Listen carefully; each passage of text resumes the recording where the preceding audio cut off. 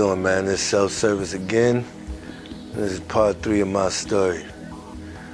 And I'm gonna talk a little today about a story that led me into a state of depression that I'm not so proud of too much in my situation, but after, you would think that with all the money that I made and the success I had and all the places I done traveled and did music for a couple of people, some people ask me like, nigga, where your bread at now, And it's like, I have nothing to show for it. Only thing I got to show for it is my accolades, which you can never take, which is the fact that I did music. I got plaques.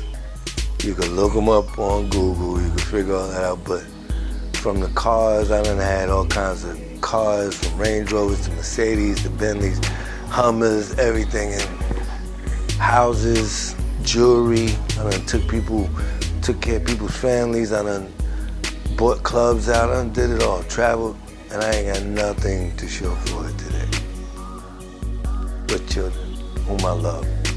They're great kids to me, Really do everything I do for them now, for them, but after all of that, I was so caught up on thinking that I was the man and, this would last forever that I didn't really prepare for anything that would go wrong. And it sure went wrong. I had an artist back in 2000, and I got a deal on Universal through Dino DeValier, a great friend of mine, and we went through him. We actually had a bidding war with Sylvia Rome with Elektra and Universal, but Universal beat out and won, and we went with Universal. It was like a $1 million+ deal for the year 2000. Now, that type of deal back in them days was unheard of. Without a demo, we went in without a demo. You know what I'm saying? And my artist, he was just amazing. Let me just say that. You know what I'm saying? And we mixed, mastered the album, ready to put the album out and everything, and then something bad had happened and it messed the deal up. Now in the interim of that, I done accumulated a family. I had 3 of my children when this had happened. And we had moved, I was staying in Harlem at the time, and we had moved to Jersey into Teaneck. Everybody from Harlem, they get a little bread, they want to move across the bridge, to Jersey or whatever. But I moved to Teaneck and Inglewood area and, bought a nice house and taking my kids to private school and all the rest of that. But when this thing happened with the deal, it messed everything up, and in the interim, I was spending money that I had saved up, just being reckless, just reckless, And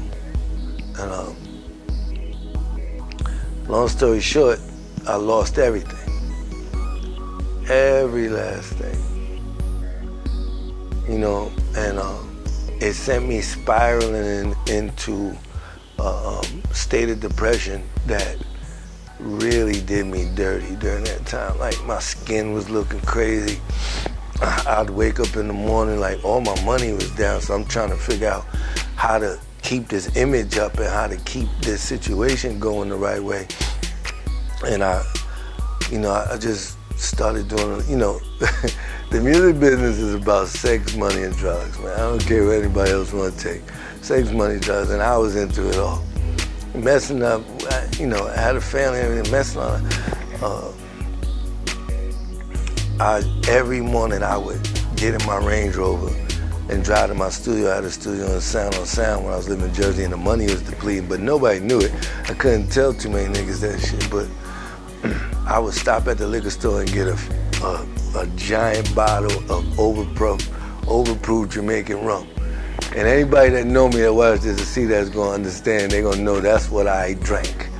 The whole bottle to myself. Now everybody know about Jamaican rum. I ain't nothing to be played with, but I would get up every morning.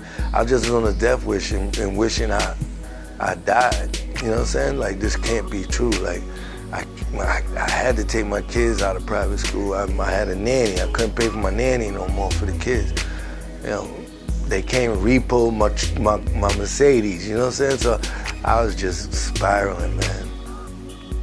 And then in that time and period, I accumulated some DWIs. I ain't gonna say the number because a certain number is a felony, but I went over certain numbers. And then I kept going back in front of the same judge, and the judge in court, I kept paying my way out of it. But the last time the judge was like, man, you gotta go to jail. So I ended up on Rikers Island for DWI. They gave me 6 months and 6 lower back in 2005, 2006. And I think that was the change in my life. Like, that might have just fixed everything, because I was in the jailhouse, and then I was sleeping next to dope fiends and crackheads, and I would go in there, I looked, and I said, man, how did you end up here amongst these dope fiends and crackheads? Which, I don't knock that, but that just wasn't my MO, you know what I'm saying? And I was supposed to be this big time record producer, and here I am on Rikers Island, you know what I'm saying, with crackheads and dope fiends. So I just took that time to better myself. I started reading self-help books like, everybody, 48 Laws of Power, The Secret, all that stuff I started reading, and then it started me on a path for like looking at myself and blaming myself for everything that was going on. And the depression, it started pulling me out, because I started saying, I put myself there. And I really did put myself there. And I shouldn't have been there. So I did my 6 months. I worked out all the time, so I stayed healthy. And anybody know about the island, if you about that life, you gonna end up on House Gang, which I was on House Gang, the head of House Gang. Actually, I don't make t-shirts, man, but that's a whole nother thing. But I was on the House Gang, did my little 6 months, ate good, lived good on the island, got out. As soon as I got out, I said, man, I gotta get away from everything that will pull me back to being the person that I was. So I stayed at a friend's house in Unique, at her crib, in Southside Jamaica, Queens, for like a month, and then I got on a plane and went to Atlanta. And then that started a whole nother situation.